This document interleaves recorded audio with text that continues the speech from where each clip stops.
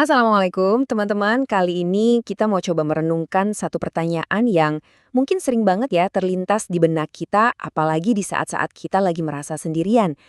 Pernah nggak sih ngerasain kayak gini? Di tengah hiruk pikuk tapi hati rasanya sepi. Pas lagi ada masalah berat, rasanya kok nggak ada satu orang pun yang benar-benar ngerti. Terus dari dalam hati muncul pertanyaan itu. Masa sih penciptaku nggak tahu apa yang lagi aku rasain?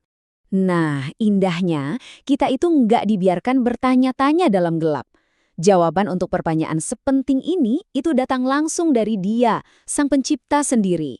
Yuk kita simak bareng-bareng. Subhanallah, coba deh kita resapi betapa indahnya jawaban ini. Ini bukan sekedar pernyataan loh, ini seperti pertanyaan retoris yang menegaskan, tentu saja aku tahu, bagaimana mungkin aku tidak tahu? Ya karena dialah yang menciptakan. Dan dia tuh maha lembut, tahu sampai ke seluk-beluknya, sekaligus maha mengetahui setiap detailnya. Oke, sekarang kita coba bedah lebih dalam lagi ya. Gimana sih logikanya di balik pengetahuan ilahi yang begitu sempurna ini? Ini penting banget supaya hati kita bisa benar-benar tenang. Jadi intinya begini, pengetahuan itu adalah konsekuensi yang otomatis ada dari penciptaan. Bayangin deh seorang seniman, dia pasti paham setiap detail karyanya kan? Nah sang pencipta, pemahamannya itu jauh tak terbatas atas ciptaannya.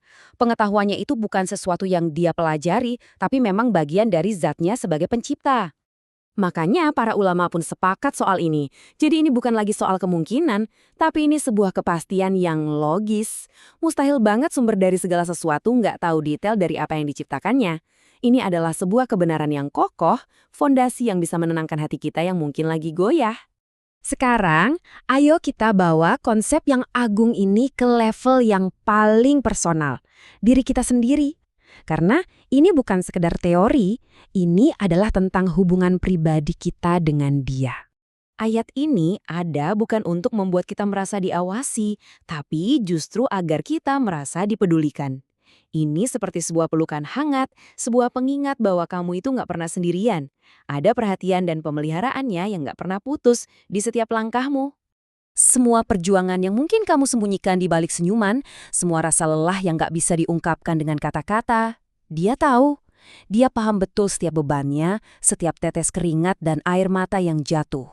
Bagian-bagian dari diri kita yang mungkin kita anggap sebagai aib, yang kita coba tutupi dari pandangan orang lain, Dia melihatnya. Tapi bukan sebagai kekurangan, melainkan sebagai bagian dari diri kita yang butuh rahmat dan kekuatan darinya. Dan pengetahuannya itu bahkan lebih dalam lagi. Sebelum sebuah pikiran jadi tindakan, bahkan sebelum niat di dalam hati itu terucap, Dia sudah tahu. Nggak ada satupun sudut tersembunyi di dalam jiwa kita yang luput dari pengetahuannya. Jujur deh, kadang-kadang kita sendiri bingung kan sama perasaan kita.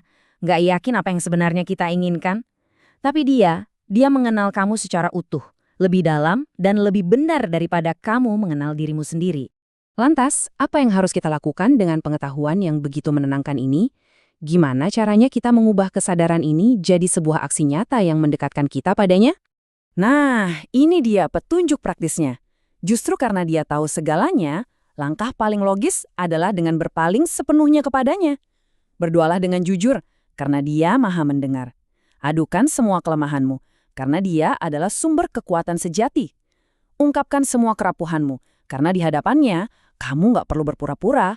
Dan pada akhirnya, inilah jangkar dari segalanya. Alasan kamu bisa berdoa dengan tulus, mengadu tanpa ragu, dan terbuka tanpa rasa takut adalah karena kamu sedang berbicara dengan zat yang paling mengenal dirimu. Semoga kesadaran ini membawa ketenangan yang mendalam ke dalam hati kita semua ya. Terima kasih telah menyimak.